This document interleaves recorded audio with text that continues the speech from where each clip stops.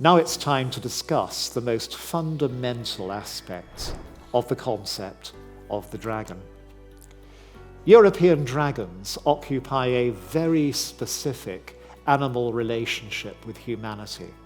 They're what the American eco-journalist David Quammen has named the alpha predator.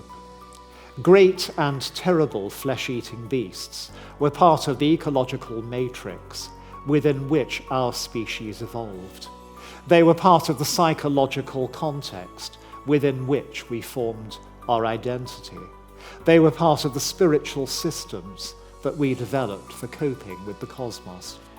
Their ferocity and hunger and complete violation of our sense of self and of self-worth were grim realities that could be eluded but not forgotten.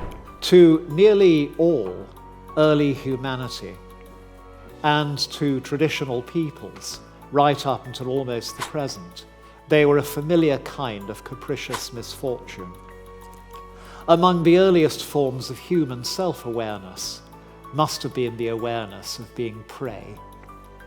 Even in the most modernized and well-protected modern societies, zoological melodrama, a genre described by detractors as predator porn, whether it be Jaws, Alien, Deep Blue Sea, Lake Placid or Jurassic Park, is a well-established form of entertainment. An alpha predator, however, is not just any animal that eats humans. It's a solitary hunter which makes a one-to-one relationship with its prey. Predators that hunt in packs, like cowards, however dangerous to humans, such as hyenas, wild dogs, and wolves, do not qualify. On the other hand, a lone, big rogue wolf does, in a region which has no more frightening wildlife.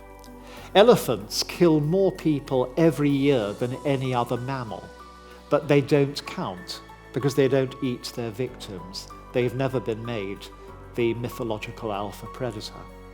The very real human fear of predators means that a good lord or chief in a traditional human society is, at least in theory, in the position of a shepherd to his flock.